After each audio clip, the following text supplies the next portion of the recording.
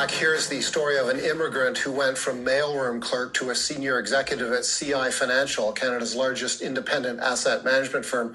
Ratnavel arrived in Canada after fleeing a prison camp and torture at that camp in his native land of Sri Lanka during the height of that country's civil war.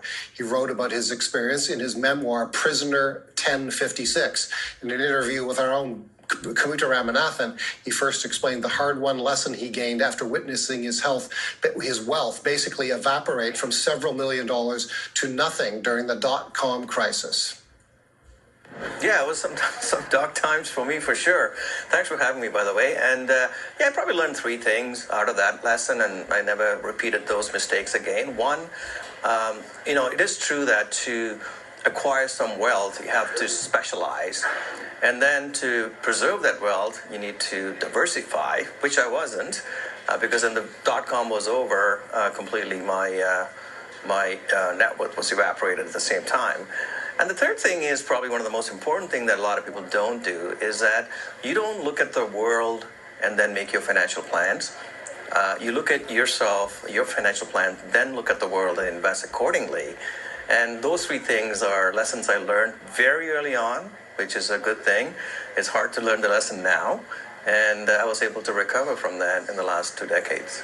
And speaking of sort of that big picture view, you're still leading sales teams across the nation. Tell me about what they're seeing at the grassroots level and what we could be missing in terms of market signals about the Canadian economy. Well, a couple of observations I have. They're anecdotal, but one is that appetite for risk is no longer there. I mean, you remember this during 2021, leading up to the market sell-off. The risk for appetite for risk was huge, and I actually think that I don't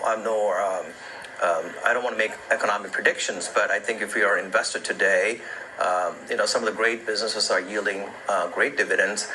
Solid businesses just got sold off in the market sell-off.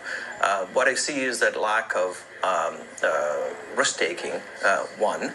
Two, given the risk-free rates are really high now in the last 6 months, 7 months, because of the central bank's decision to jack up rate, people are staying in where they are. They're not seeking out for more yields. They're staying in where they are. So I think it's going to be difficult for asset managers to get people to move away from that to take up the risk curve. And the last thing I see is that probably in the middle income age area where people are dipping into their savings to support their lifestyle or just life because of the high borrowing cost, whether it be mortgage or investment loans or whatever they may be. And I always say that leverage cuts both ways. It's great when things are going up. It's not so great when things are going down. I think that's what we're facing right now. When we look at the picture of diversity, and not just racially, but we're talking gender-based, different, orientations, whatever the case may be, there is an argument that a diversified approach helps businesses grow. So tell me, if you wanted to bring this conversation forward in present day, how would you encourage someone to do so? I would say that, clearly we want to have a workplace that has diversity across the whole spectrum, but we can never forget that, and we should strive to give people equal access to opportunities and have fairness in compensation and promotions, and all that is true. And we should do that as a colorblind society. But one thing we should always keep in mind is that meritocracy still matters.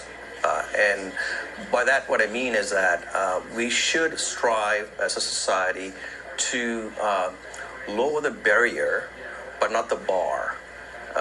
Because when I hire for my team, I'm just looking at people who are capable of performing at a very high level.